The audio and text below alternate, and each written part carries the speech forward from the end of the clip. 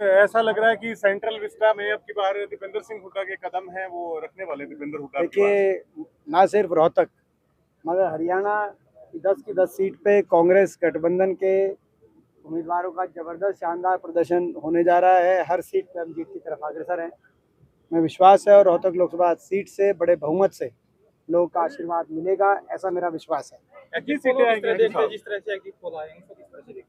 देखिए, exit poll जो है वो तो चलो असली जो बात है वो तो कल है। अगर एग्जिट पोल फाइनल होते हैं तो हम कल का काउंटिंग की कोई तो गुंजाइश बचती नहीं। कल काउंटिंग को तो आप देखोगे ना, तो वही फाइनल। कल की काउंटिंग जो है वही असली गिनती है। एग्जिट पोल तो कई बार सही होते हैं, कई बार गलत होते हैं। कल की काउंटिंग पे हमारा विश्वास है और हमें पूरा पूर्ण विश्वास है कि हरियाणा में बहुत बेहतरीन प्रदर्शन कांग्रेस पार्टी का रहने जा रहा है। चौधरी भूपेंद्र सिंह जी हुड्डा के नेतृत्व में, चौधरी उदय भान जी के नेतृत्व में, केंद्र में मल्लिकार्जुन जी खड़गे के नेतृत्व में, राहुल गांधी जी के नेतृत्व में कांग्रेस पार्टी हरियाणा के अंदर एक अच्छा प्रदर्शन करने जा रही है। जिस तरह से अच्छी तरीके से काउंटिंग होगी, गड़बड़ नहीं होगी। देखिए, पिछली बार जो रोहतक लोकसभा सीट की मतगणना की बात थी, जहां तक एक प्रश्न चिन्ह उठा था कि जो पोस्टल बैलेट है, पोस्टल बैलेट मशीन की गिनती की खत्म होने के बाद पोस्टल बैलेट एक साथ लाए गए, संख्या उसी टाइम आई और उनकी गिनती हुई। और इस बार आपने देखा होगा कि संपूर्ण विपक्ष ने जाकर इसको उदाहरण मानकर कि रोहतक में पिछली बार गलत हुआ, इसको उदाहरण मानकर इलेक्शन कमीशन से मांग करी कि पहले गिनती पोस्टल बैलेट की कराई जाए।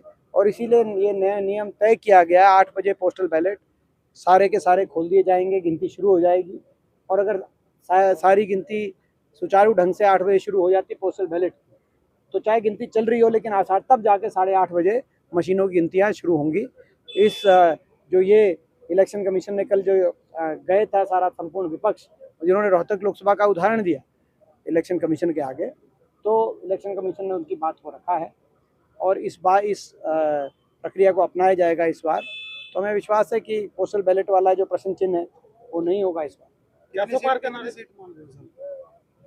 सीट कितने मान रहे हैं? हमने कहा कि बहुत 10 की 10 सीट हरियाणा के अंदर, हमने बताई आप।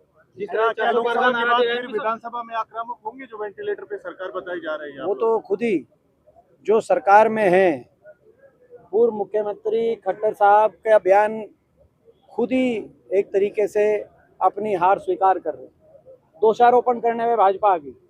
खट्टर साहब कह रहे हैं कि अफसरशाही ने, अफसरों ने, अधिकारियों ने उनका साथ नहीं दिया। तो भाजपा के बहुत से जो संगठन से जुड़े हुए लोग हैं वो और जो उम्मीदवार हैं, बहुत से उम्मीदवार भाजपा के नेताओं को दोष देने में लगे कि उस विधायक ने साथ नहीं दिया, इस विधायक ने साथ नहीं दिया। तो ट्रेलर तो आपको दिख चुका है। और ये भी कहा खट्टर साहब ने कि बोगस पोलिंग।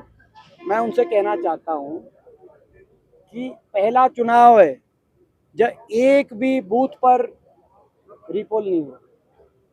उनके तो पोलिंग एजेंट होंगे।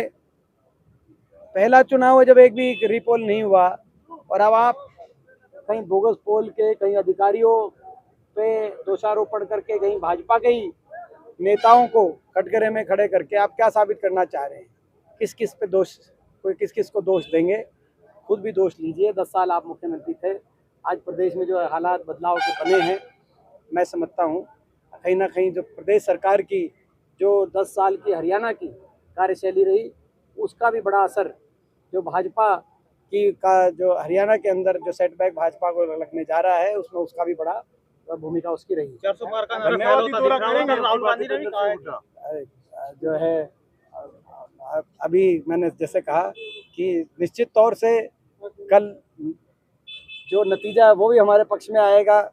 और जब यहाँ हमारे बाटे हार लगी थी तब भी धन्यवाद करने हम पहुंच गए थे। लोगों के बीच में 5 साल रहे थे, तब भी हमने लोगों का धन्यवाद किया था। तो हम तो लोगों का धन्यवाद करने में कोई कसर छोड़ेंगे नहीं।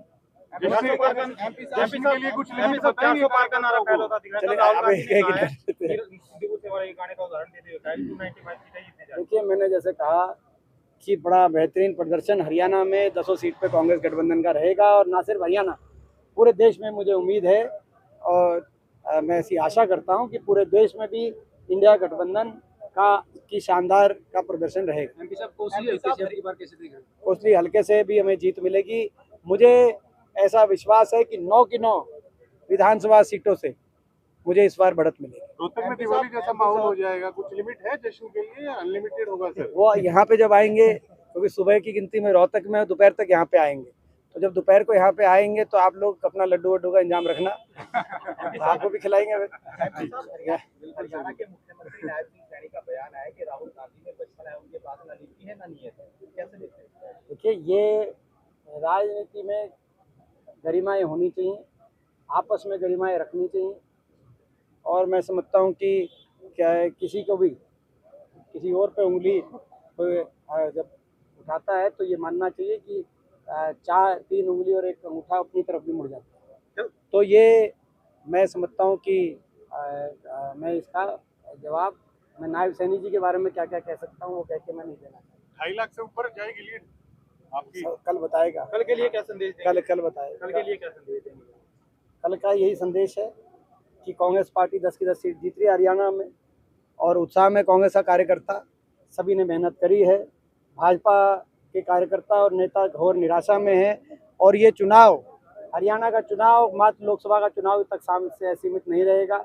हरियाणा के कल चुनाव के नतीजे हरियाणा की सरकार पे भी को प्रभावित करने का काम करेंगे। जो अल्पमत में पहले ही सरकार चल रही है, मैं समझता हूँ ये अल्पमत में है, और ये अल्प समय में ये सरकार हरियाणा में ये जाएगी, और हरियाणा में चुनाव हम मांग करना चाहते हैं कि हरियाणा में चुनाव कराए जाएं, अभी भी मांग कर रहे हैं, और कल के बाद ये स्थिति और स्पष्ट हो जाएगी।